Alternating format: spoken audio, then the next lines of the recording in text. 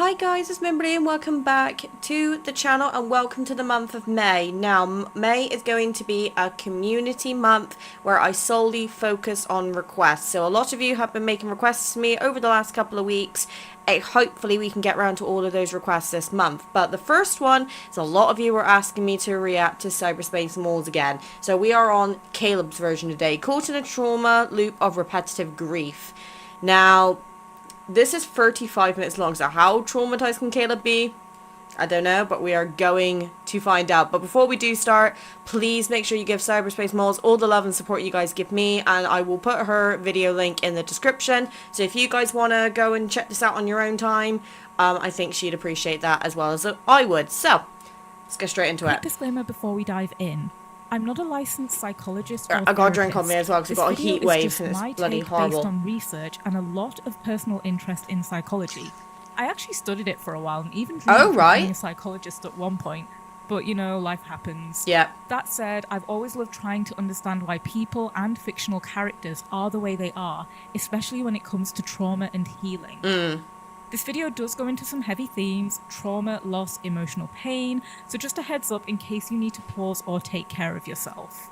Thank you for the warning, my love. While we're going to be exploring some of the darker parts of Caleb's story, this isn't all doom and gloom. Okay, good. There's healing too, and I'll get into that towards the end of the video. So stick with me, we'll get through the hard parts together. Let's go.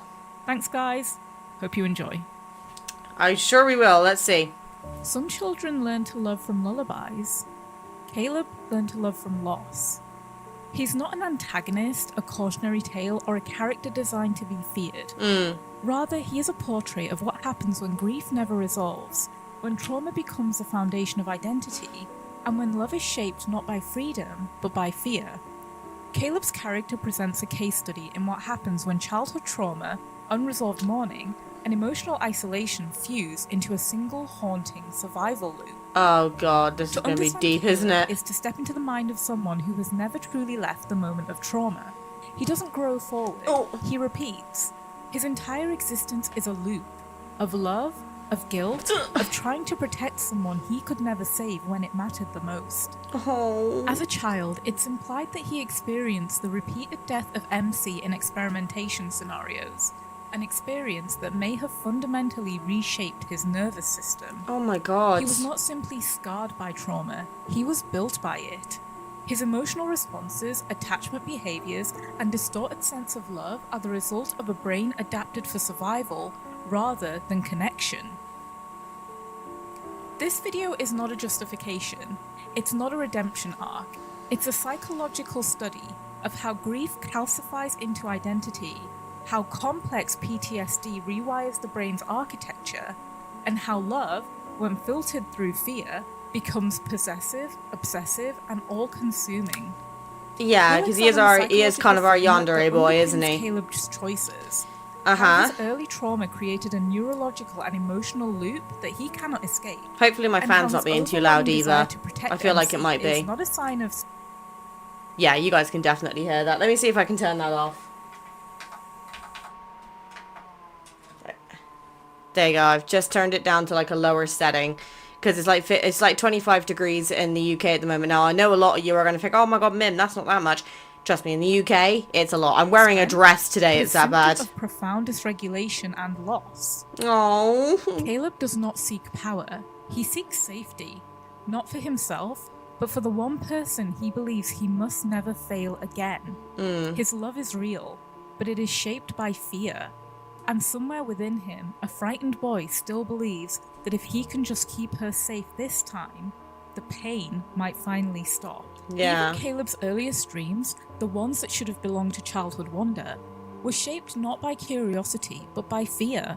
His desire to become a pilot and join the Deepspace Aviation Administration wasn't born from ambition or adventure. It was built around one singular belief. If he could fly, he could save her. To him, piloting wasn't a career, it was an escape plan, a way to lift MC above the dangers of a world that had already taken so much from them. Oh my god. While other children might dream of soaring for the thrill, Caleb's imagination was built entirely around survival. He didn't dream of the stars, he dreamed of distance, from danger, from death, and from loss. Every part of his identity was constructed as a response to powerlessness. If he could learn to fly, then maybe he'd never have to feel helpless again. But this dream, like so much of his life, was born in trauma.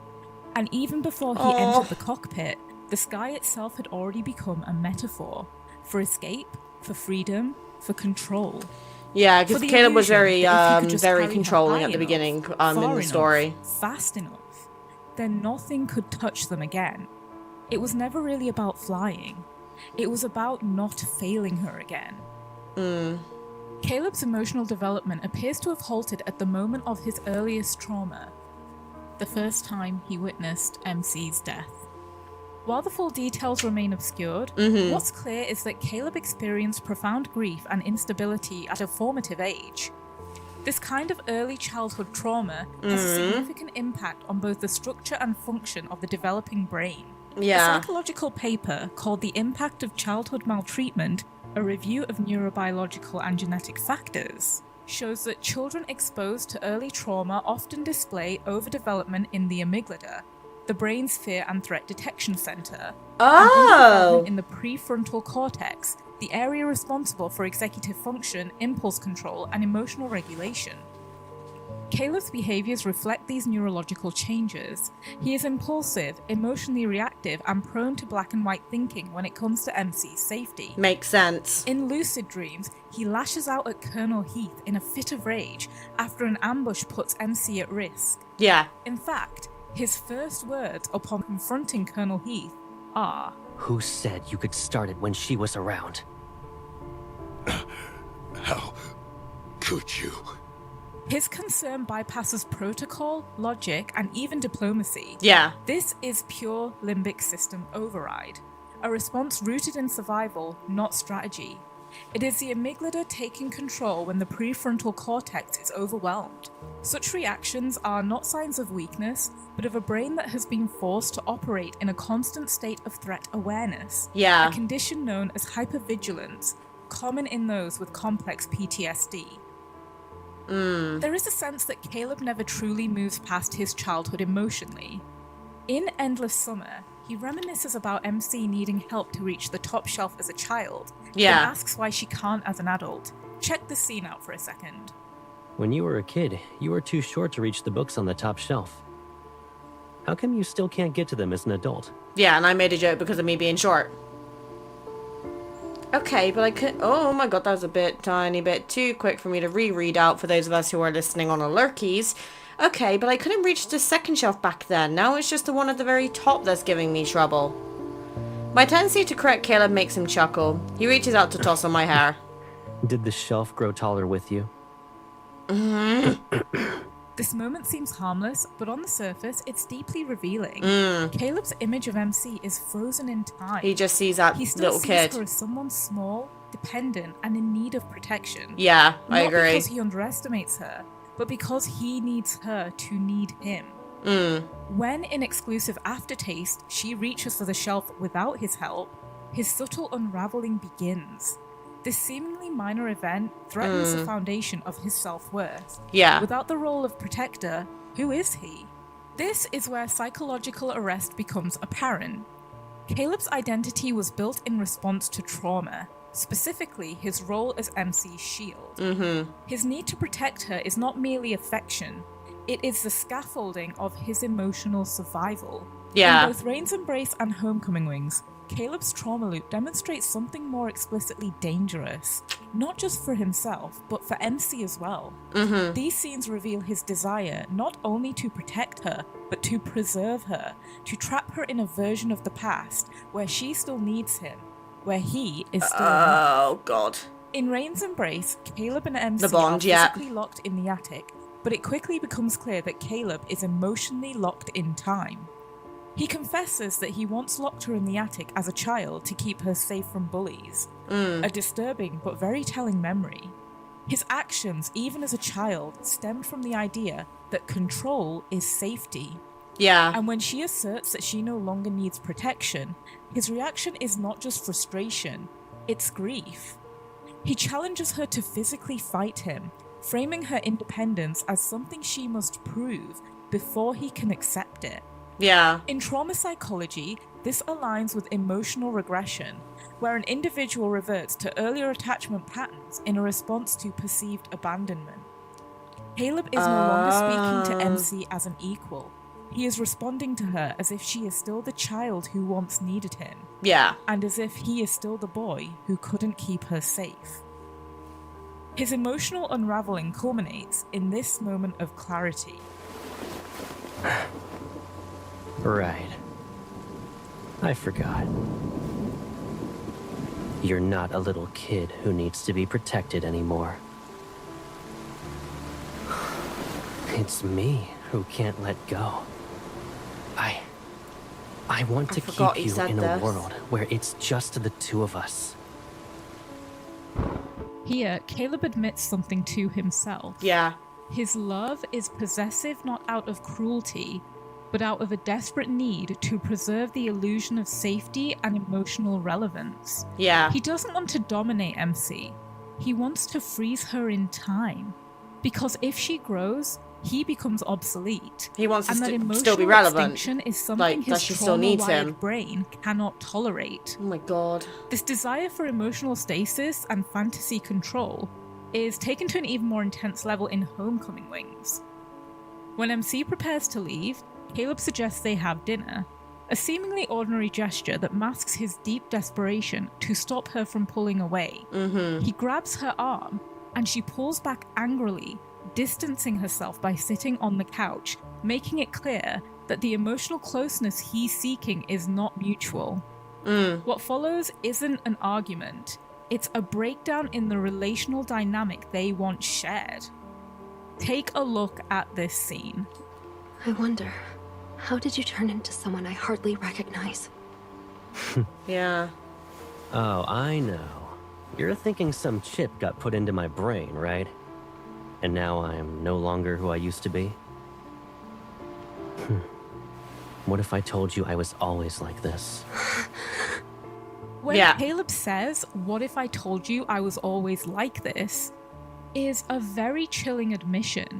Not that he's been changed by the Turing chip, but that the darkness, the obsession, Has always and been the there. volatility have always existed beneath the surface. And it's only held coming in out check now only by the because illusion of stability. MC doesn't need him. He tries to caress her face. She pulls away. And then this happens. The people who are after your power, who want to hurt you, they should all just disappear. Yeah. There's the You're only obsession safe when showing. you're by my side. And there's the I'd rather control. face danger head on than safely live like this. I don't need you. Oh. You don't need me? Is that what you think? Yeah, this bit scared me a little bit. All right. What do you need? You can tell me. We can return to Lincoln if that's what you want. This If is you want always to so return hard to to the past, watch. we'll rebuild our old house and move in together. And if one house isn't enough, I'll build you a whole maze. I'll decorate it with everything you could ever want. It will be the most beautiful, stunning garden you've ever seen. This is the desperation. No one will be able to find you ever again. I'll protect you Oh forever. my god, yeah, that line. This vision of love, a beautiful prison where she is hidden, untouched, and safe, captures the essence of Caleb's trauma. Yeah. What he offers isn't a relationship, It's it's a prison. retreat, Yeah. a closed-loop fantasy where neither of them has to face uncertainty, risk, or loss again. Jesus. Without that role, the unresolved helplessness of his past resurfaces. Developmental trauma research indicates that when children experience overwhelming fear or powerlessness, their psychological development may stagnate, leaving them emotionally stuck in survival patterns long after the danger has passed. And that's probably what's happened to Caleb Caleb. isn't emotionally 25. He is still the boy who couldn't save the person he loved. In this way, Caleb's protective nature becomes both a coping mechanism and a prison. Yeah. Every time MC demonstrates independence, it unconsciously threatens the belief that his love and usefulness are what keep her safe. His nervous system interprets emotional autonomy not as growth, but as a precursor to abandonment. This explains why his reactions to MC's freedom can be so intense. Her independence reactivates the trauma loop. She is slipping through his fingers again, and this time, as before, he believes it might cost her her life. While Caleb's early trauma laid the neurological groundwork for his emotional instability, it is the repetition of traumatic dynamics throughout his life that firmly situates him in the realm of complex PTSD, otherwise known as CPTSD. Unlike classic PTSD, which often develops after a single traumatic event, CPTSD arises from prolonged repeated trauma, particularly in interpersonal or institutional contexts where the individual is unable to escape or make sense of their suffering. In Caleb's case, this includes his near-death experience in the Deepspace tunnel in his anecdote Pathless Realm, the explosion that seemingly killed Josephine, and his eventual entanglement with the Far Space Fleet and Professor Lucius, all compounding layers of trauma without resolution. One of the most defining features of CPTSD is emotional dysregulation, a struggle to modulate strong emotional responses. This is evident throughout Caleb's story. These moments aren't manipulative outbursts, they're the product of a brain flooded with stress hormones, operating in a state of limbic override. The amygdala hijacks the emotional experience, while the prefrontal cortex, which should help contextualize There's a lot of big words here. Mim's trying to keep up, I apologize. A hallmark of trauma survivors under stress. Yeah, okay. Caleb's trauma responses are cyclical. I'm sticking to my chair because of the heat. He is not healing, he is looping. The concept of trauma loop is grounded in what psychologist Bessel van der Kolk describes as the repetition compulsion, the subconscious reenactment of traumatic events in an attempt to rewrite the outcome. In Caleb's life, this takes the form of obsessive protection and repeated self-sacrifice. He positions himself again and again in situations where he can be MC's shield, as if protecting her now will redeem the countless times he failed to do so in the past. Yeah, like in the myth and things like that. In the darkest interpretation, the times he believes he failed her during childhood experimentation. Oh, God, yeah, I forgot about that. This loop is especially There's a lot it's hard trying to retain a lot of information when you play so much Love and Deepspace. Which he subconsciously equates with abandonment or failure. In CPTSD, survivors often become emotionally numb or detached, a symptom rooted in the brain's attempt to shut down chronic distress. Yeah. In Caleb's case, only pain seems to pierce that numbness, reinforcing the trauma loop where pain becomes proof of connection. At its core, Caleb's behavior is not irrational.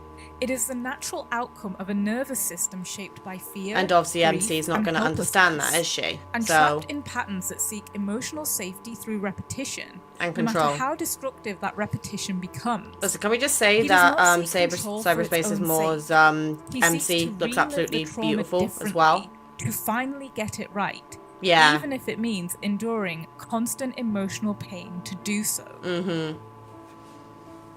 If Caleb's trauma loop forms the structure of his psychological world, his attachment style is the emotional thread that ties everything together, especially in how he relates to MC. Caleb exhibits what attachment psychologists classify as a disorganized attachment style, one that forms in children who experience both deep emotional need and fear of the very figures they are supposed to trust. This attachment pattern often results in adult behaviors that are both hyper-clingy and distancing, protective and controlling, loving and emotionally volatile, all of which define Caleb's relationship with MC. Yeah, no, you've said it actually. Disorganized attachment doesn't simply mean Caleb is conflicted.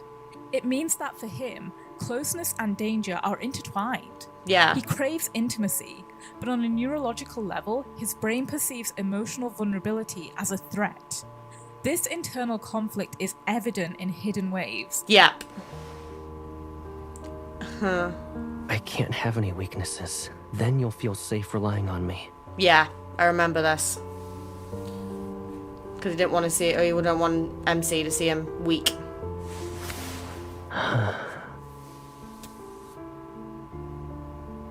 Do you feel it? This is my weakness. She's here. We're his weakness. Oh. For a long time, she's been here. As Caleb's trauma deepens, so does the externalization of his fractured identity. This fragmentation takes Obviously with its him most being involved literal with and Ever as well, horrifying that can form only in mean the bad Turing news. chip, a mind-altering implant capable of suppressing memory, reshaping personality, and even erasing the self. While fiction in design, the chip functions symbolically as a sci-fi stand-in for trauma-induced dissociation, a neurological coping mechanism in which the brain severs conscious access to painful experiences in order to survive. In Caleb's case, the chip does not create dissociation, it formalizes it. What trauma had already started, the chip is designed to complete. In lucid dreams, Caleb's inner and outer battles actually collide.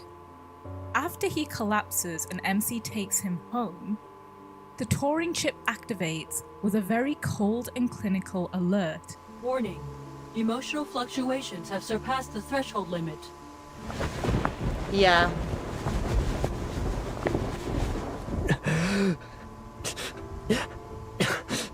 Don't take her away. Yeah. He clenches his fists, his pale knuckles leaving a trail. Yeah. I remember this bit from the Myth playthrough. Commencing chip activation process. Executing mandatory erasure of neurons. This moment is chilling. Yeah. Not just because of Caleb's collapse, but because it exposes the mechanistic monitoring of his trauma response. Yeah. His emotions are no longer his own. The very act of feeling too intensely, grief, fear, love, is enough to destabilize his nervous system. During the collapse, Caleb is locked in a nightmare. Don't take her away. This is not just a line. It is a raw, subconscious cry from the deepest parts of Caleb's trauma brain. The part still poor trapped in baby. the past, still trying to stop the moment of loss from happening. Yeah. That this fear emerges in a dream state during emotional overload reveals just how ingrained the trauma is neurologically. It's not a memory he can recall at will. It's a terror embedded in his autonomic nervous system.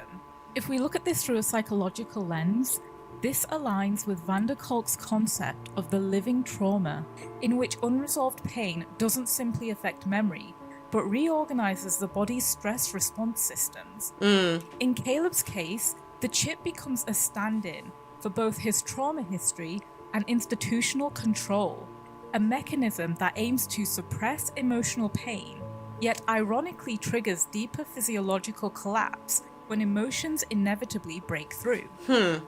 What this scene shows is that Caleb's core conflict is no longer emotional alone. It is somatic, systemic, and involuntary. He cannot cry, grieve, or even love freely without it being seen by the technology inside him as a threat. His very capacity to feel has been turned against him. In this way, the Turing chip is not just a metaphor for disassociation, it's an embodiment of it. A gatekeeper that punishes emotional truth. Now, another particularly stark symbol of Caleb's trauma is his bionic arm. Yeah, painful While sigil. it serves a clear narrative Painful function, signal. signaling his survival and transformation after the explosion, Yeah. it also acts as a physical metaphor for his emotional state. Disconnected, artificial, and only able to feel pain. Let's take a look at Painful Signal. I didn't mean to hide it from you. I just didn't expect you to find out like this. Can't feel anything except for pain.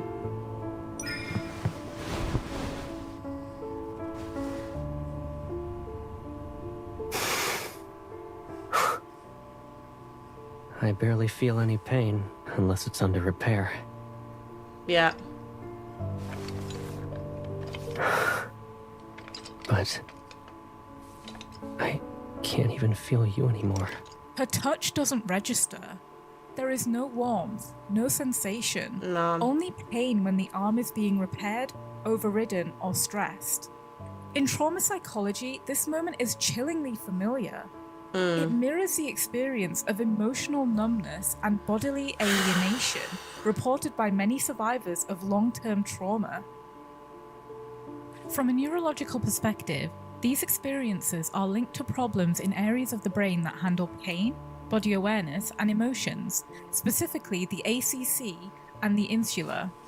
Research shows that people with PTSD or complex PTSD often have unusual activity in these parts of the brain. Sometimes they become too sensitive to pain, and other times they feel numb or disconnected from their own bodies. Makes Caleb's sense. relationship to his arm, feeling pain but no touch, becomes a direct mirror of this trauma response. Pain is the only feeling he can trust as real. The exchange that follows in Painful Signal drives this point home. Yeah.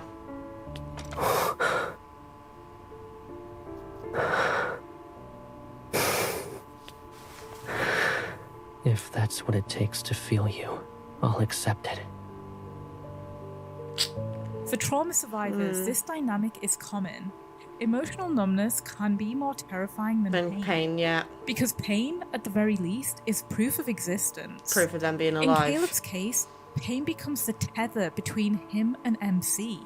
Her touch doesn't register physically, but the emotional ache that accompanies her presence, or worse, her distance, cuts deeper than any weapon ever could. This moment also highlights the codependency in their relationship. They are both trapped in a dynamic where They hurt need- becomes the language of intimacy. And they both need each other, really.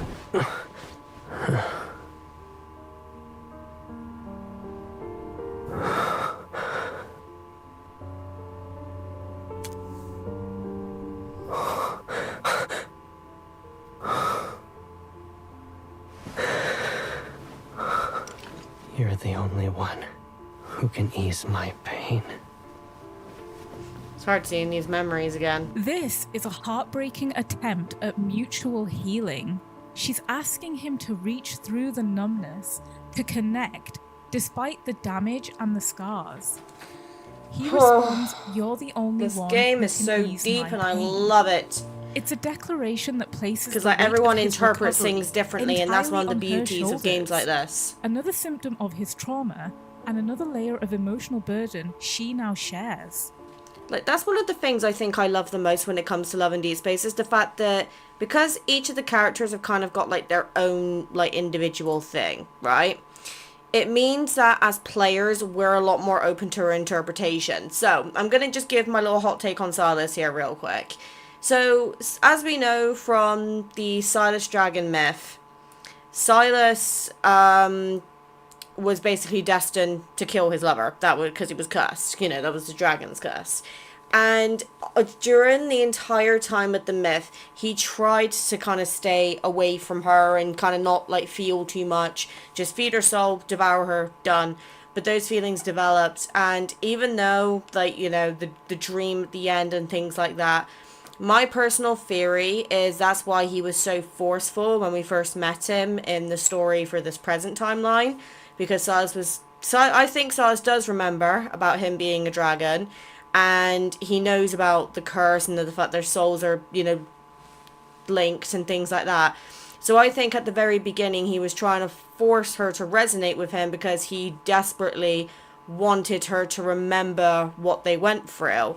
But now I think as time's gone on and he's grown softer, I think that's because he's realized he needs to pull back and let MC remember on her own. Like he implements little things. For example, he get like the brooch has got a red gem on it. He gives her gifts, that sort of thing. And he mentions quite a few things that can be linked to dragons on the regular, and he is subtly slipping these things in, no pun intended, and get your eyes out of the gutter. He's making these little comments and remarks because he's trying to get MC to remember him on her own. And even if she doesn't, he's just happy because in this timeline they can be together. And that's just my personal take on Silas. I think that's why, you know, he is honestly probably one of the biggest green forests in this game. obviously, you know, we watched Zane's last time. Caleb's definitely, I would say, probably out of all of the love interests, I think he's the one who's probably the most out of control when it comes to dealing with his past and trauma. Because in the recent Caleb myth, he sacrificed himself for MC. In the lucid dreams, he was doing everything he could to keep MC there where he believed she was safe. And obviously, painful signal when we find out he has a bionic arm. You know, he was talking about how he can feel us because he has no feeling in his arm except for pain when he's being repaired. And as Cyberspace Moses said, Caleb would happily take the pain because it's a reminder that he's alive and she's still there. So it's really interesting how she actually dives into the context of the character. Like, as somebody who's got no sort of experience with psychology, I've only got like my own personal experiences with my mental health. I understand a lot of where this is coming from when it comes to Caleb, but the fact that she's gone this detailed into it is honestly just really, really, really, really well done. This physical disconnection, the inability to feel the person he loves, reflects a deeper, more insidious truth. Caleb cannot fully experience love in a body or a mind that has been shaped by trauma. Yeah. The mechanisms designed to protect him emotionally, neurologically, even mechanically, now keep him apart from the very thing he craves most: connection. By the time we reach the events of lucid dreams, it's no longer just Caleb who is emotionally unraveling. MC begins to mirror his behaviors, engaging in acts of emotional manipulation, deception, and self-harm. Not out of cruelty, but out of desperation. We see this most clearly in MC's decision to implant herself with a Turing chip. She willingly subjects herself to the same mind-altering technology that destroyed Caleb's autonomy, believing that by doing so, she will bridge the growing distance between them. What this reflects psychologically is a dangerous form of mirroring, a behavior common in trauma-bonded relationships, where one partner unconsciously begins to reflect the emotional dysregulation and survival mechanisms of the other. Yeah. When the chip begins to alter MC's behavior, she even goes as far as to manipulate Caleb during his apparent memory loss, pretending they are lovers, hiding his uniform and tech, recreating their childhood dynamic in a fantasy bubble. Yeah. But this illusion collapses when it's revealed that Caleb never lost his memory. He was simply playing along. Two people, both disassociating, both pretending, trying to rewrite their shared pain into something survivable. At the heart of Caleb's story lies a constant tension between self-preservation and self-erasure, a psychological war that unfolds not just in his actions, but in the symbols woven throughout his arc. Caleb's world is defined by a physics of trauma, forces that pull, fracture, consume, and distort. These symbols are not merely aesthetic, they are reflections of his fractured psyche. I just feel so bad for Caleb, I really do. And his desperate fight to hold sucks on to that he's going identity through in a this. world determined to overwrite it. One of the most powerful recurring motifs is gravity, an extension of Caleb's evil, but also a mirror of his psychological state. Control. Gravity is attraction, but it is also pressure. It's connection, but it's also collapse. In this way, his power is not a gift. It's a metaphor for his trauma, the inability to release, the need to hold, even when it hurts them both. Now, I want to remind you of the final scene in Lucid Dreams. The partial modification that's been completed is still under the Turing chip's control. However, we can't access the chip's records of Caleb's memories. Has the chip been damaged? Despite Caleb not being the perfect subject, they've sacrificed a great deal to obtain him. If the Turing chip in his body suffers any damage, the long-hidden plan will be ended. It appears he's purposefully sealed his brain rather than damaging it. The patrol data we input disappears whenever it reaches a specific area. It doesn't get rejected or intercepted. It vanishes as if... It's being pulled into a black hole. Yes. How troublesome. Humans are inherently flawed, making us indecisive and hesitant. Only by erasing these weaknesses can we become invincible. If we don't tackle this area, we'll never be able to achieve a complete modification to him. And that's what we're hoping is never going to happen. Is there another way? The Enforcer inputs another string of characters on the control panel after a Found moment. it. This area was encrypted with multiple layers, so there must be a key to unlock it. There's likely only one key, and it's probably a one-time use. The old man nods, giving one last glance at his great work before turning to leave the Then room. let's find it, no matter the cost.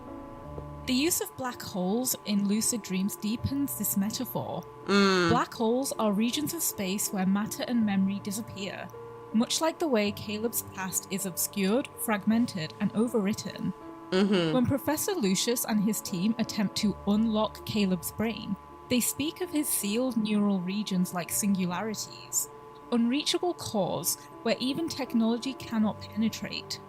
From a psychological standpoint, this is an example of trauma-induced memory compartmentalization. His mind has created internal sanctuaries, not to deceive others, But to to protect. protect what little of himself remains. The cognitive resistance, Caleb's refusal to be fully rewritten by the Turing chip, is one of the most powerful testaments to his inner strength. It reflects what trauma theorist Bessel van der Kolk describes as the brain's last defense against annihilation, the ability to partition off the self, to safeguard identity, even when the body is controlled or the memory is blurred. Caleb's mind becomes his battlefield, and he wins, not by overpowering his oppressors, but by keeping the truth of who he is locked away, even from himself. In this sense, Caleb's story becomes more than just a tragic romance or psychological case study. It becomes a story about what trauma cannot take, the pieces of self that resist even the most violent forms of manipulation. Now, in saying all of this, there is actually a memory that suggests Caleb is capable of healing, not through force or fantasy, but through surrender. It happens in Hidden Waves, which is set after the events of Lucid Dream. Hidden Ways was We such a see good Caleb card. not as a protector or a soldier, but as a man undone by illness. And for the first time, he is the one behind the locked door. He isolates himself to keep MC safe, believing that his presence, which is unstable and vulnerable, is more dangerous than his absence. This is a striking reversal. The same boy who once locked her in an attic to shield her from harm now shuts himself away instead. Yeah. But the most important change isn't what he does, it's what he allows. He opens the door. Not because he's fully healed or because the threat is gone, but because she asks him to. Because she reminds him that love isn't about hiding the worst parts of yourself. It's about choosing to be seen anyway. In this moment, Caleb allows himself to be vulnerable not as a weakness, but as an act of trust. And in doing so, he breaks his own loop. Vulnerability becomes connection, not danger. More importantly, he begins to understand that MC doesn't belong behind him, where he can shield her from the world. She belongs beside him. Oh my god, as my a eyes. partner, not someone to protect, possess, or preserve. This is not just character development. It's the first true fracture in the trauma architecture that has governed his entire life. And maybe that's the beginning of something different. Not survival, not retreat, but healing. Yeah. From childhood to kernel, from locked attics to collapsing memories, Caleb has been trying to fix a moment he never had the power to stop. Every part of his identity, I feel from the so pilot bad. stream I to don't the know what more to mechanical say. I arm, think she's from the covering Turing everything, chip to really. the locked doors, is an echo of a trauma he never escaped. And yet, amid all the Because trauma pain, can stay there are for a flickers very of long change, fucking time, we all of know that. healing. Hidden Wave shows us the first real fracture in Caleb's trauma loop. Not one that leads to collapse, but to openness. For the first time, he lets her in. Not to protect her, not to control her, but to be with her. Vulnerability becomes something shared, not hidden. And if Caleb can learn to heal, not by erasing the past, but by living beyond it, then maybe that house he once promised to build wouldn't be a prison disguised as a paradise. Maybe it could become what neither of them had before. A home, built not on fear, but on true, lasting love. Oh. Hot damn. Okay. Right. So that was my reaction to the Caleb one. As I kind of said, computer, shut up. That was everything I think she could have possibly said about Caleb. I, again, completely think she smashed it. So, Caleb has definitely been one of those more complicated cases, I think. Obviously, I still got to react to the Xavier, Raphael, and Silas one. We'll be doing Silas next, so keep an eye out for that. But I think Caleb is one of those characters that he comes across as very controlling and possessive. And I think because, you know, when MC was a kid, he was like I don't want to say the word brother, because, you know, that's going to start a whole lot of shit. But he was basically the big protector for her. But now she's kind of grown up. She's a hunter. She can take care of herself. He's basically wanting to make sure that he's still important and that MC still needs him. And that's probably why he reacted the way he did during the story branch. Plus, he was dealing with his own individual trauma, then the touring chip, and all this other lot. So I do agree with everything that she said. And again, I think she's done really, really well. Again, please go and subscribe to Cyberspace Malls. Her channel link is in the description, along with the original link to this video. And I'm also very happy to announce that for those of you who enjoyed the Capture and Control Silas dating sim, the creator has made a Caleb one. So that'll be available shortly. I've got early access because I do pay to support them. This was before, again, I lost my job and I still have my membership active. So I will be playing that very, very shortly. And I am roping in my brother from another mother to meet the Love and Deepspace boys. So hope you're looking forward to those videos as much as I am to releasing them. Oh, and about the new cards, I'm playing them tonight. See you soon.